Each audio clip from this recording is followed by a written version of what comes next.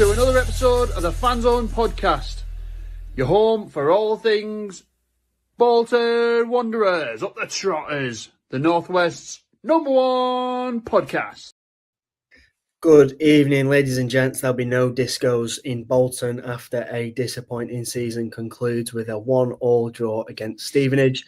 There'll be no drumsticks preparing for drumroll either as we join the rest of the league looking bitterly, wishfully towards the playoffs.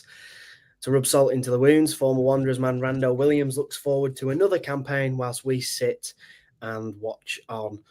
In what was a wacko season, Steven Schumacher will be looking to get down to business as soon as possible during the summer. And speaking of wacko, did you know Dr. Pepper was actually made in a city called Waco in Texas? It's Waco, man. Waco, sorry. My pronunciation. Fact check there. Yeah, sorry. Of all the people in the world that would fact check me on where Dr. Pepper was made, I should have known it would be Chris Dawson. I hate Dr. Pepper. But there was a mass suicide pact in Waco. Nice. Interesting fact for you as well. Quite on topic for this evening. You learn something new every day on the Fanzone podcast. Can't believe you got that wrong. What a sausage. I know. It's been a season lacking excitement, lacking drive, lacking hunger. Congratulations, though, to Aaron Collins securing his top scorer and player of the season awards at the end of season 2. There's been a couple of bangers in there, and I'm not talking about sausages. His favourite being the consolation effort in the Cup against Arsenal at the Emirates Stadium, much to the delight of Colin Yates. Speaking of Colin Yates and sausages, has anyone seen him recently? Is he busy furiously typing out his next tweet? Welcome back to the Fanzone podcast, your final post-match podcast of the 2024-25 season.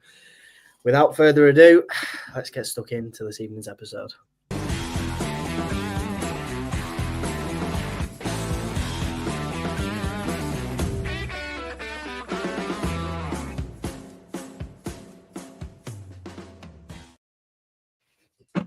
Post-match reactions then.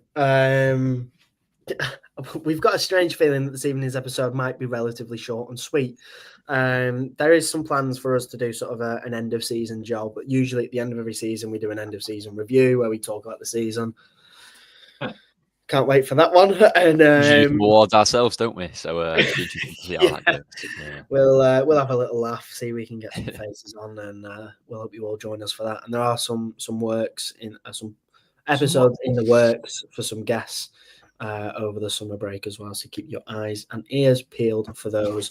But a good evening to you all. Jordan, Radic Selectai, Leslie, Kelly, David, Dave, Karen, Mark, Francis, Pete, Ellie, a very warm welcome to all of you this evening, and an especially warm welcome to our channel members, you set of absolute legends. But yeah, post-match reactions. It's ironic, really. We go from a 1-1 draw against Peterborough that was, I mean, the podcast title was relatively enjoyable. You know, it was by some distance our best performance in quite a while, followed up with another 1-1 draw against Stevenage, whereas the performance was quite the opposite, and it just left a lot to be desired, much like our season. It was almost a perfect summary, but Chris, it was as flat can be. What did you make of it, I suppose, is my question for you.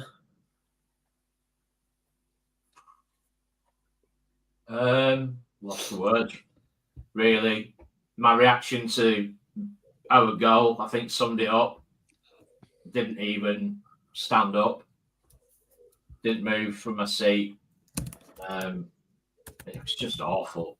It was just awful. I'm disappointed that, and obviously we did the preview with Matt Farley the other night.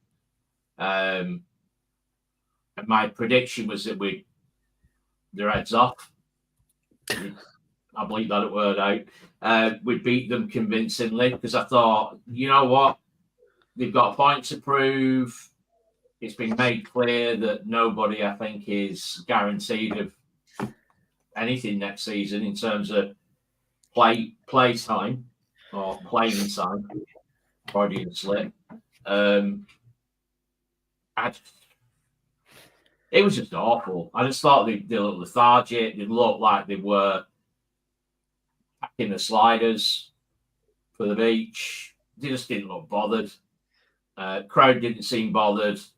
And yeah, as you say, it just summed the season up perfectly. It was a damp squib.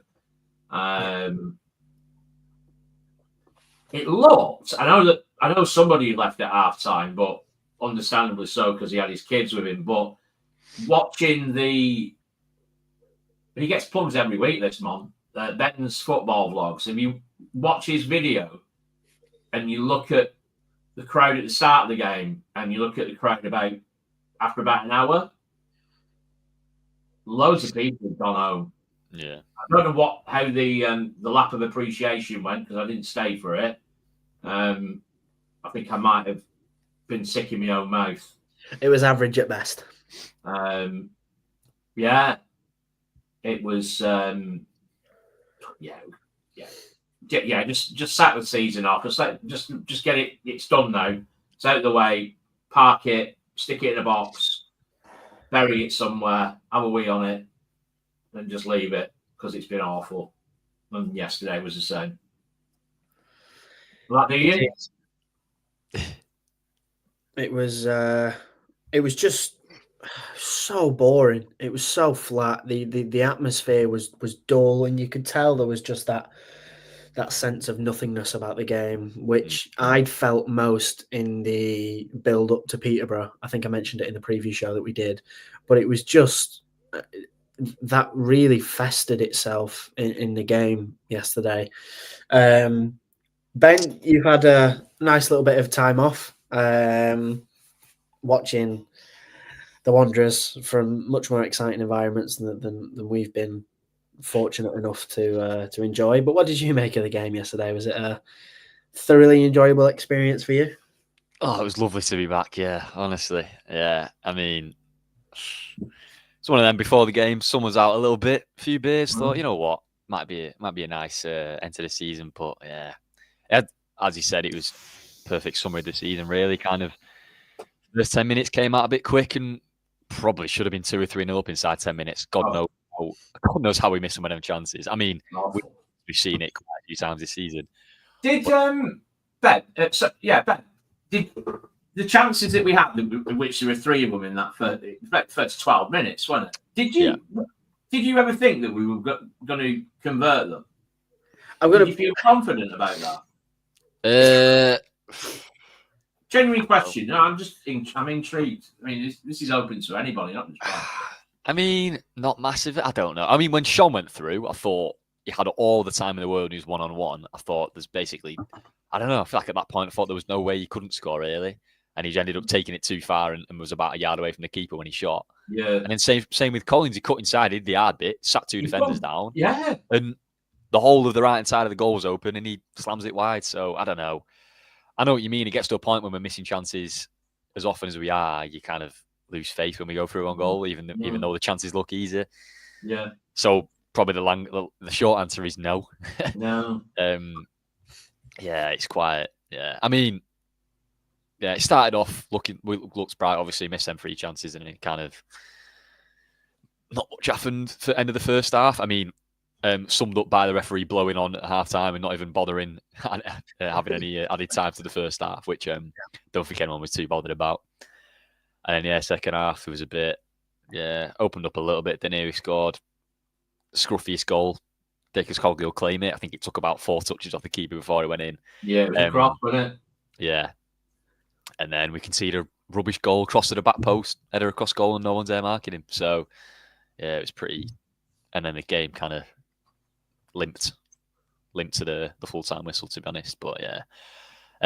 I didn't stay either for the lap of appreciation, to be honest. I mean, I don't feel great about not doing it, but it got to the point I couldn't be bothered staying there for an extra half an hour because it got to the 75th, 80th minute, and I didn't want to go home then. So, I mean, I stayed to the end, and that was about it. I do feel a bit for the likes of Santos and Gethin Jones, who have been here for 5 seasons now, is it? Is that right? Yeah. 5 seasons, yeah. They've obviously been good servants to the club. They've been good a lot more. They've been bad over the last 5 seasons, but they've kind of ended on a low. and didn't get the appreciation that they probably should have done, that they would have done sort of if they'd have left, say, last season or the year before with a full house at the end on the last day of the season. But yeah, it's a shame. Same with the likes of, I don't know, maybe Dempsey, if that's the last time he's on the Wanderers pitch in a Bolton shirt. Yeah, just kind of a sad end to the season, really, isn't it?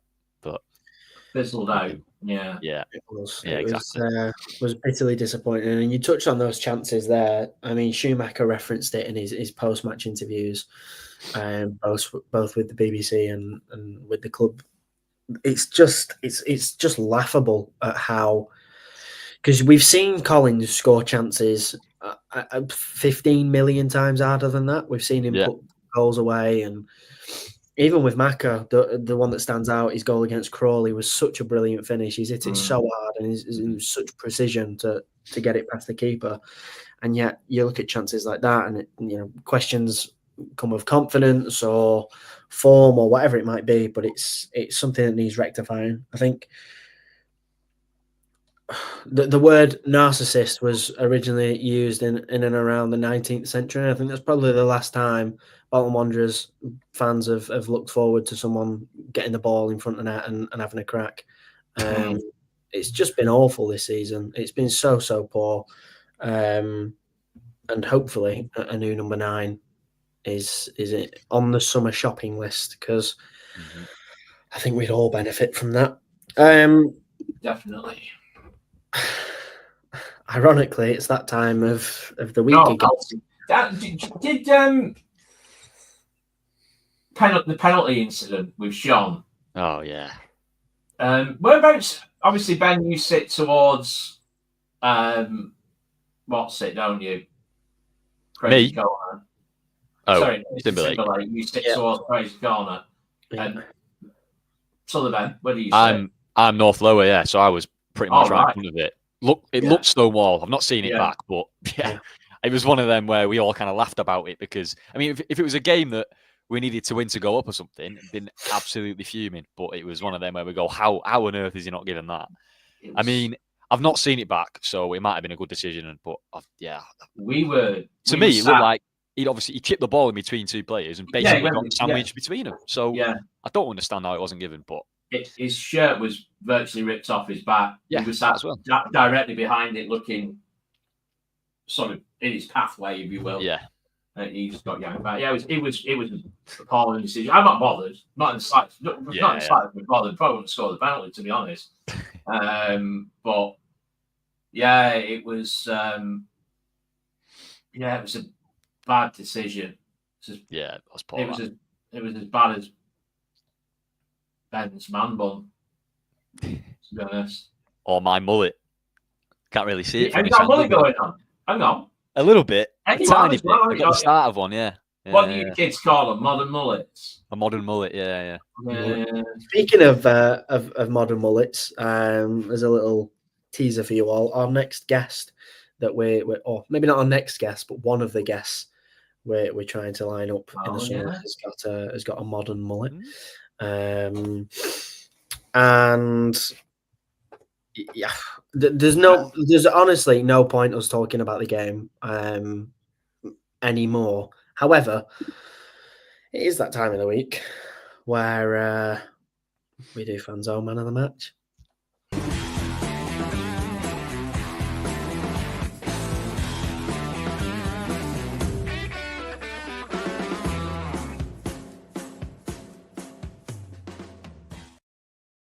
Yes, man of the match. I think it's the first time I've ever took over it, to be honest. So, yeah, that's where the enthusiasm stops, though, I think.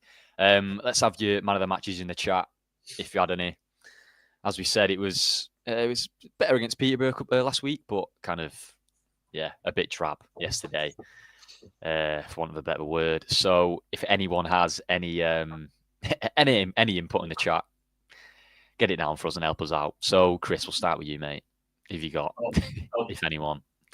Thank you. That's awfully kind. I'd say it was between two. If he'd have continued his dominance of the first half in the second half, then it would have been absolutely hands down Jay Matete, because I thought in the first half he was excellent. However, he did go missing a little bit in the second half. George Thomason, decent game. A few people have mentioned George Johnson. He looked back to his best, or looked something like again. A few people have also mentioned Bobby, who's Drew Darby's grandson, for putting the ball in both nets, either end. That was a little glimmer of something happy and joyous. But I'm going to go George Thomason. I thought he was excellent throughout the game. I just think he started to get frustrated and annoyed that his endeavours were going to waste because nobody could be bothered. So for me, Tomo. Oh, good shout, Noah. Yeah, a few different shouts in the chat. There's been a couple for Johnson, a couple for Thomason, one for Randall, who I thought had a better game than he has over the last few weeks. I mean, he was decent first half last week at Peterborough. Obviously settled a goal yesterday. A couple of shouts for Inwood, a couple of shouts for Murphy as well. Ben, what would you say? I think the Inwood shouts are very, very valid. I thought he's not looked out of place at all in his last two games. You know, the other lads who featured more prominently, Abimbola and Deshaun Lawrence, have looked a little bit raw. I thought Deshaun, when he came on yesterday, lacked a little bit of physical presence, didn't really get himself involved as perhaps he might have wanted to. Looked a little bit light, but you know, he's a young lad. I wasn't expecting anything different. And Dave, I think, struggled to really get the ball under control and forge something. But Inwood has impressed me loads. He doesn't look even remotely out of place. He looks like a natural. Have you dropped something, Chris? Yeah. Yeah, sorry, yeah. I just found something in my pocket. Then I didn't know what it was, so I just popped it in the bin there. I wish we could do a poll for these. So if anyone knows how to get a poll in the YouTube comment section, please give us a shout. I know Colin loves a poll. He's been calling Colin Yates at times. Call the poll. Yeah. He loves a poll, as our Colin. But yeah, I think Inwood for me is probably the deserving one. I think he's been really impressive. His composure is something that's been, you know, our defenders are asked a lot in possession. They're asked to, you know, especially when the keeper's got it and they're having to run out wide and then bring themselves forward and play out from the back there. There's a lot I've asked of them. And so for a young lad to come in and not look out of place, I think is really impressive. So yeah, for me, I think it goes to Sam Inwood. Fair play. Yeah, another week for the young lad. Another good game. I don't want to give a shout out to Randall. I know I mentioned his name before. David just mentioned in the chat. If we can find his comment. There it is. I can't wait for Randall to play with the right players. And I agree with him. I think the last couple of weeks has shown what he can do. On the ball, I think a lot has been made out of him dodging 50-50s or not being the guy to get stuck in. And he's not, as much as it would be great if he did, he's not there to do that. It's the lack of players around him that are doing that have kind of made it stand out. If he had a big battling defensive midfielder next to him and maybe a big striker, you know, a big 6'2" hold up striker next to him that battles with the centre halves, he wouldn't stand out as much if he's jumping out of challenges. And if you get him in the right spaces and like he did yesterday, set up our goal, I think I'm excited to see what he can do in a settled team with maybe a couple of good wingers next to him and a defensive midfielder and a striker. I know that sounds like a new team, doesn't it, as I've said it. But, the right surroundings. Because as we saw last season for Peterborough, with a decent attack around him, he's a pretty good player. I think he got 10 goals and 10 assists in, at least 10 in each department. So, do you think, Ben, both Ben squared, do you think that, given, obviously, we'll use Joe Randall as an example, and then we'll also use Aaron Collins as a control. Do you think they've been affected by what they've been told about next season's plans are. Because obviously Randall seems to have come into a vein of form during a difficult time. Aaron Collins seems to have dropped off. Do you think there's any coincidence in that? Because obviously Stephen Schumacher's given us a flavour of what's to come next season in terms of what he thinks about performances and what have you. He's a bit salty about it, obviously, and he's not great. But he's obviously setting his stall out with the players to say, right, look, this is a formation and this is a system I'm going to play next season. Yep. Do you think you can play in it? Are you up to it? Because you're not guaranteed that you will be playing next season.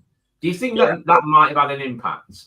I think it definitely could have. It's difficult because we don't know what's been said, but what we do know is that a few of them speculation. Of course it is. Of course, a few of them lads will have been absolutely roasted, especially after the nature of some of their performances. It's like I said, it's difficult to say because we don't know what's been said. But if those conversations have been taking place, it is only natural that it's going to have some sort of like impact on your performance. Like you said, Randall's come in and looked a little bit lively. We have lacked significantly a number 10, a proper number 10, and Randall looks like he could be that. If he gets a proper number 9 in front of him, a young Daddy Bodvarsson that perhaps has got working legs.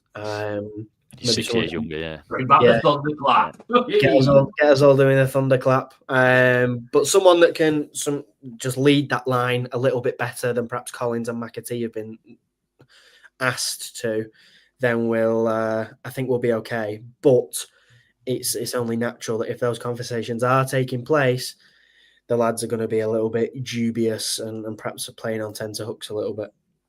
I think.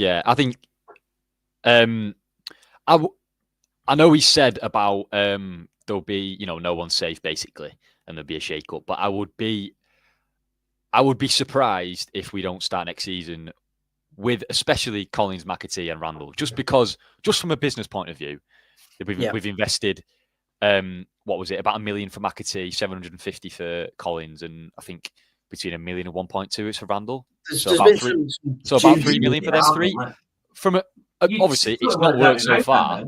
It's not worked so far, but from a business point of view, surely you try and get the most out of them rather than sacking them off after 6 months or 12 months or 18 months for all three of them for half, if that, what we'd get from them. So to me, I don't know how you fit them all in one team is the problem, because I think if we are going to go to the 4-2-3-1, which I think it'll be, I imagine it'll be Collins on the left, Randall as the 10, and then a new striker. I'm not sure where McAtee fits in. I don't know if he's a winger. I don't think he is. I think he's a number 10 again. So him and Randall are fighting for one place. I mean, in a good team, that's good because you have two good players for one place. But yeah, I don't know. I would be surprised if they end up getting sacked off for little money in the summer, to be honest. I don't think we'll get near to what we paid for it either, for any of them, because they've not performed, obviously. So to me, it makes sense to invest around them to make them better players, to make, to give them a scenario which makes them better rather than ditch the $3 million we've spent on them in the last 18 months. It's one of them. Do you throw more money at something that maybe hasn't worked so far to try and get the best out of them, or do you cut your losses and try something completely different? It's going to be hard either way. Yeah, it is. I think I don't think Dan's a big fan of Joe Randall. Dan Sumner, get Randall in the bin. I did hear him say yesterday that Joe Randall is, I can't repeat the word because we are before the watershed, but suffice to say he wasn't particularly pleasant. I get it. He has characteristics which, if you're not performing, are annoying. Like, the low socks, the kind of walking around, I guess, out of possession, not getting stuck in. It's very easy to get annoyed with him. But if we get the right players around him, and if his job is to get the ball on the edge of the box and create chances, I think he can do that. He's probably the best player on our team to do that. So it's all about, like you say, he's passed. It's all about environments. Yeah. For Cogley it was delicious, wasn't it? Yeah. And he's got that in him. He's got that ability, and I think we've said it in the group that he just seems to have that footballing IQ, which is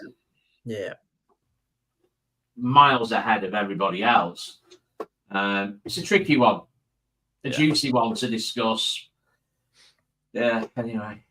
Anyway, yeah, this was man of the match, wasn't it? I didn't even get my opinion, really.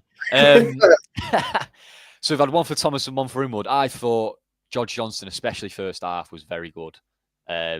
He's not been up to it over the last 6 months, I'd say. But birth of his child, maybe give him a bit extra motivation. No, I thought he was very good first half. Second half dropped off a little bit. I agree with Matete. I thought he was good first half. Again, dropped off second half a little bit. I can't really give it any of the tackets because they all miss huge chances. So, yeah, I liked him when I thought he did well, but I think Johnston massively helped him out. My vote would go to George Johnston. So, on a split vote. So, we will count up the comments and see who has won the vote for this week. So, yeah, it's down to you, Fanzone fans. It's only fair with last part of the season as well, isn't it? Yeah. I think Inwood got a lot of votes in the chat. He did. Of course you'd say that, yeah. Yeah. I see Leslie's just said Inwood there, so we'll go with that. I'm fine with that, yeah. I mean, this is really difficult to pretend to be really excited after.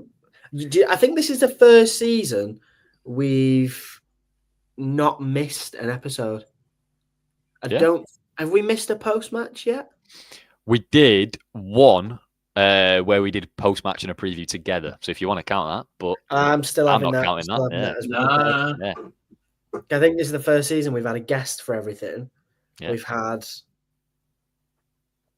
because we found it difficult before finding guests for preview shows because there's not an abundance of creators out there for every club.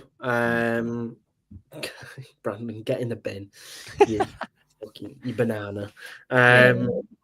There's not much content out there for all of the different clubs. I mean, it's difficult to find preview guests for some of them. But I think this is the first season we've done it all. Clean sweep. It is. I think the banana skin was not what did I say? Solihull Moors, Blackpool. Yes, we struggled with them, but we got them sorted. It's a good job. We don't do preview shows for cup games, otherwise we would have had to do one for Solihull Moors. Yeah. Thankfully, that's not the case. I think though, going back to what Brandon said, Ben. Sorry, about your hair looking more receding. It's shining like the bonnet of a Ford Fiesta at the minute. Thanks, mate. That's coming from me. Must be the new moisturiser I'm using, mate. I can give you some tips on scalp beauty if you wish. So we'll pick that up offline. Yeah. Well. Yeah. Thanks for that. Appreciate the it's all right. kind words. No problem. This has been disastrous. I don't even know what segment's next. It's meant to be get stat on, but there's no get stat on. Callum's not here. There's no Callum. There's no Colin, so there's no catch of the week. So does that mean that it's down to the end, aren't we? Fan focus already. It is. Yeah, it is. Fan focus. There you are. Let's do it then. Can't even find mid-roll. I'll press the button.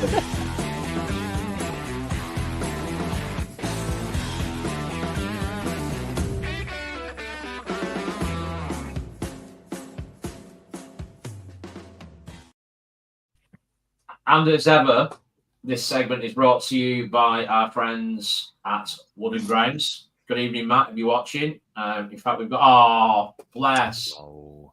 But hang on a minute. Oh. Nope, double-clicked it. Charlie Hayne. Charlie. Commiserations. From the Talking Gas podcast. I sent him a little message the other day. We're going to miss you next season, mate. Got it for you.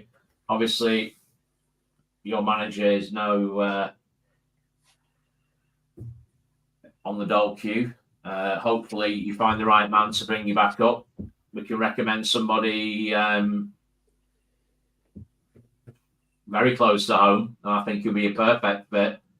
You talk about Fireman Sam. Yeah, but not Fireman Sam. No, similar. He's got a big hose. Ian Evatt. 10 out of 10. 10 out of 10. So, you know what? You knock him in. And Charlie say you can't believe that Bristol Rovers' last win was against Bolton. God. I can. I can. Yeah, Charity Wanderers. Funnily enough, that's when that season went to absolute pot, isn't it? Lost it. Yeah. Cheers, Charlie. Bristol Rovers.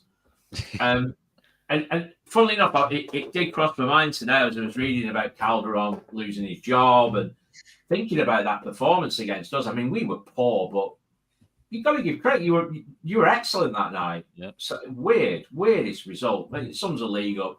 So yeah, we're going to be gutted to miss you next season. Speaking of other podcasters, Matt Farley, I'm sure you've all seen the pictures. No, he didn't go dressed as me. Absolutely top effort, and I'm just chuffed that you had a goal to celebrate. You've had a good season, fair dues, but you didn't bring many fans. You could have come on a motorbike, but hey, that's a story. So, anyway, where are we going with this? Fan focus.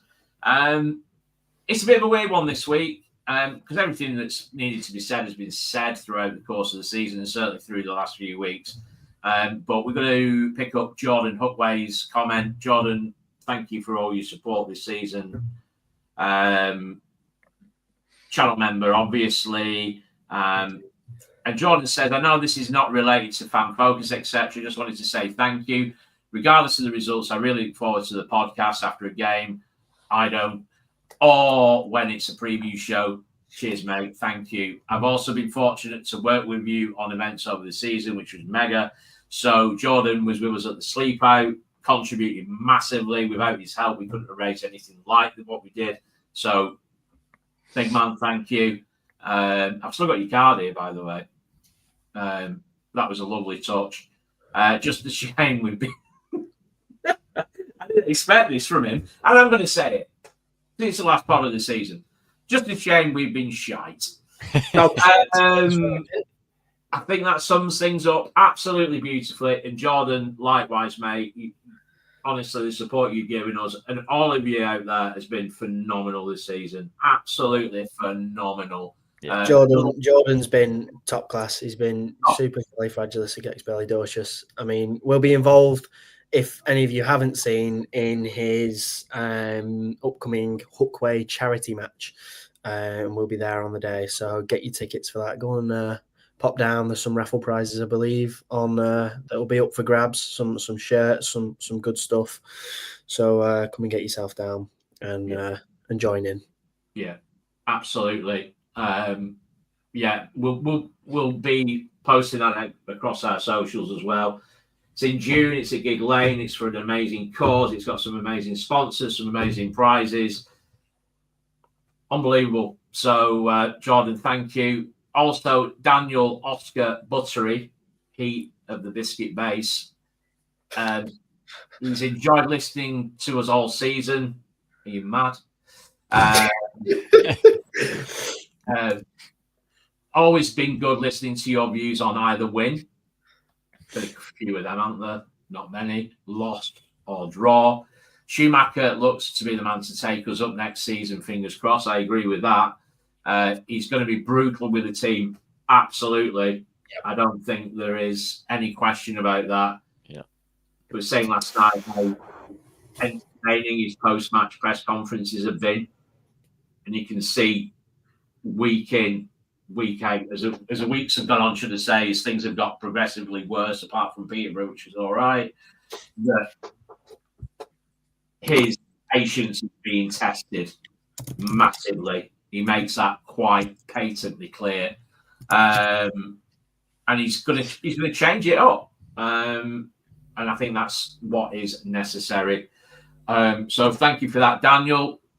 They're worlds apart, aren't they? You look at Everton and Schumacher in a way. it's probably too early to judge tactically, but the way that the both of them have handled the heat and come out in post-match conferences, Ian Everett's on Jupiter, absolutely miles away. Yeah. Schumacher's interviews have been like a vacuum of everything that we've needed to hear as Wanderers fans for so long. But it's not platitudes, is it? He's not saying it's for lip service. He means it, and you can tell it comes across like he's genuinely. He understands what as fans we're thinking and what we're expecting of the club and what we're the expectations that are put on the players, and he understands perfectly when they don't turn up what it means to us. As Jim says, get them all gone. He's a perfect gritty scouser, is our Schumacher, and that's what we need. That's what we need. Yeah. Sentiments echoed by Matt from Wood and Ground, sponsors of this segment. Fanzone 10 for 10% discount. Do you know that nobody's actually used it this season? How disappointing is that? Colin is kicking about in his Audi S line, and he can't even spare a couple of quid for a Wood Grounds with 10% off. Stay there. Just stay there. Sorry, excuse any. What hoodie have you got on there, Chris? It's not a Fanzone one, is it? No. Oh, no. Shocking. So this is, this is an overhead view of the Reebok Stadium in Wood. It's beautiful. Look at the detail on the back of the frame. What's that building at the top? Is he squeezed KFC in there? He's got KFC in there. Colonel Sanders making an appearance. Sports Direct and everything, but at the centre, obviously, the glittering palace of delights that is the Reebok Stadium. Absolutely stunning. So, beautiful. Why nobody's even bothered? Well, you need to have a good look, long hard look at yourselves. 10% discount, beautiful. Speaking of discounts, DFS have got to have one on, surely. Surely, yeah. So once you've finished ordering your Wood Grounds for your living room, go and get yourself a new bit of furniture, new setting. Yeah. Look lovely. Hashtag not ad. Not an ad. No, they don't sponsor us. No free promo for them. No. Other sofas are available. Next one is from Leslie, and Leslie's pulling no punches here. And no, David, I didn't nick this chair out of the dentist. I know it looks like one. Ooh, you're crazy, you lot. Leslie says, cannot wait to see who is being told they are surplus to requirements. You know what? I know it's a bit sick and twisted. I tell you what, we can all go. But I'm with Leslie on this. Can't wait to see who's going to get kicked out the door. There'll be a few shocks coming our way, but for the first time for a few years, I honestly won't be shedding any tears about who goes. That's how much I've hated this season. I think a lot of us share that opinion. Yeah. As it's gone on, it's just got worse and worse, and you watch them and you think, I really don't like you anymore. Yeah, be interesting to see the retained and release list. I hope it's sooner rather than later, to be honest. Yeah. Somebody mentioned Tuesday. Really? Yeah. Oh, I know. He said in the interview, didn't he? He's having a sit down with everyone on Monday. Yeah. Tell them how it is, really. Yeah. So you'd expect it to be sooner. Yeah, it's a bit like a divorce, isn't it? Who's getting the kids and all that kind of stuff, and it is, and I think it's necessary. I think one thing that's come of this, 3-4 months that Steven Schumacher's been here, is that everything has been sort of laid open for all to see in terms of where the gaps are, where the deficits are. It's like... Yeah, I think even though these last couple of months have been just painful, really, just rubbish to watch, I think it's one of them short-term loss for long-term gain. Yes, I agree. If we'd have carried on playing all right and sneaking 1-goal margin wins and getting maybe sneaked sixth in the playoffs and then lost in the playoffs, maybe he wouldn't have seen and learned as much about the squad as he has done.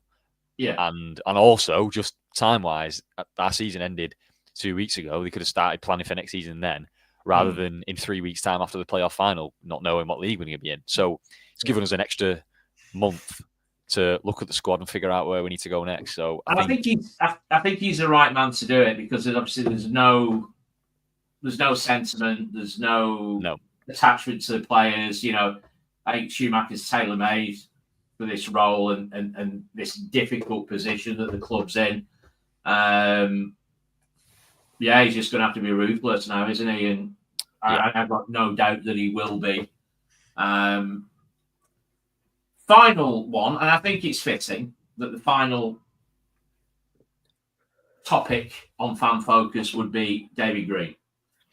And David, super fan, no less, of the Fanzone podcast. The fact is that Everett let us down. You know what, with Everett, I don't know if he did. I know that might sound controversial, but I think he got to the point where he was just, he had nowhere to turn. He had nothing else that he could do, nothing in his locker. And I think he wanted to make it work, but no matter what he tried, he just went wrong. I think the pressure just got to him in the end. But I take your point, David. The fact is, Everett let us down. The players let us down. I think that is without question. He said it was clear to see. It's been put firmly on show. They've been a bloody letdown. But in all of the seasons that has been documented, previewed, and analysed so very well by the Fanzone team, that'd be us. If only the players were as good as Timbo, McQuaver. He's not said this, but I'm just making it. Me. Well, you can't just say me if you're giving everyone else a stupid name. Yeah, me. Cole, Ange, and Dan. Thank you, team, for giving up your time to go that extra mile for us fans. I, for one, am very grateful. See you all next season. Come on, you Whites. And what a beautiful way to sign off. Thank you for your kind words, David. Thank you all for your kind words. As I say, thank you to all of you, every single one of you who's tuned in, who's left a comment, who's left a like, who's subscribed. Have you all subscribed? Well, 50% of people, I think it's actually 55% of people watching our episodes are not subscribed. So listen, what are you if doing? you're watching on the telly or whatever, get your phone out, go on the Fanzone and hit the button. Ben, open the YouTube. Open YouTube and then go to the Fanzone pod. Don't open YouTube and share your screen, because God knows I'll all be on there. So loads of videos on how to make noodles, because that's my new stuff about Donald Trump, Donald Duck, also. Right. Go up to Fanzone. What am I doing now? Right, you're going to share your screen. I'm going to show everybody how to subscribe. I don't think I am, because on mine it says customize channel and manage videos. It's not got a subscribe button. Right. Can I do it? Might be able to do it from here we go. See, you got it. Let me show you this. I have to fiddle with the overlay. Yeah, share. Here we are. This is live IT. Live IT support. There you go. Watch out, the laundry pages and all sorts on here. Condoms, lambooners. Right. Can see we all this see button that? here, fellas, ladies? You want to whack that button as hard as you can, and if you click on this, click all, it'll mean you get notified every single time we go live. So every time you've got an episode, you'll be able to tune in. Yeah. So, whack the button really hard, like Harvey Price would on his iPad. Absolutely.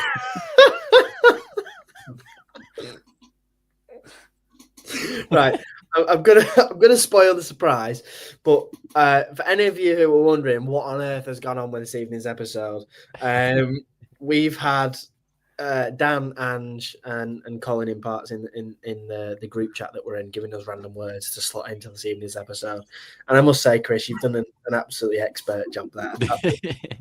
I can't believe no one's picked up on the random. I know, things yeah, we're talking yeah. about in the comments. To That be was fair. absolutely. Is this, top are we quality. normally this random and weird? Is that why? Maybe. Everyone's used to it. So yeah, apologies if you've listened to us and gone, what on earth are they talking about? We've had to there do you have something to entertain ourselves tonight. Because We've it's had enough. Keep us going. Yeah. Make sure you're subscribed. Right, how many are we on now? 1,320. That's pathetic. You know Nappers? I do know Nappers, yeah. You know Nappers? 17,000 he's on now. 17,000. And there's not that many Fleetwood fans, is there? No. There's not that many people like him. So, messing, you know that. yeah. Get yourself subscribed because I think 55%, it's either 55% are or 45%. But whatever it is, it's too much. I looked before as well. I'll tell you what's weird. Excuse me. We've got 1,926 followers on Twitter. No, it doesn't matter. It's all numbers at the end of the day. But it genuinely does help us. Yes, in terms of exposure, the algorithm, the reach, the engagement, everything. Not in monetary terms, but just the fact that we get noticed. So the more you engage with our content, the more other Wanderers fans get to see it. Because the way that the algorithm works is if Bolton fans like our content, then they send it out to other Bolton fans that they think might also like our stuff as well. So tell your friends, tell your dog, tell your nan. question. That is. I got asked if I was in a prison cell before. I'm not. I'm in a room that is being decorated. It's all very sparse. And Jordan has asked, is Ben next to the utter woke nonsense wall? Honestly, slap a bit of green paint on that and yeah, you're fine. Get Matt's bald cap. Like that. Yeah. Thank you all very much for your support throughout this season and throughout this evening's episode. You've all been fantastic. It has been yet another record-breaking season for the Fanzone podcast. The numbers have been through the roof, and we could not do what we do without all of you and all of your absolutely hilarious comments. By you, Brandon. Yours are absolutely awful. But thank you all. It really does mean a lot to us. So, phenomenal. Go follow our socials, subscribe on YouTube, like the episodes, and buy a wooden frame, 10% off. Fanzone 10. Fanzone 10. Get your codes in. But yeah, we'll be back soon. We've got some nice things lined up over the summer. But for now, it's see you all soon, and stay tuned. Follow us on our socials, and you'll be up to date with everything that's coming your way. But for the last time this season, you've been watching the Fanzone podcast, sponsored by the incredible Eco Warm Windows. Thank you all very, very much. Take care, and we'll see you all soon. Come on. Come on.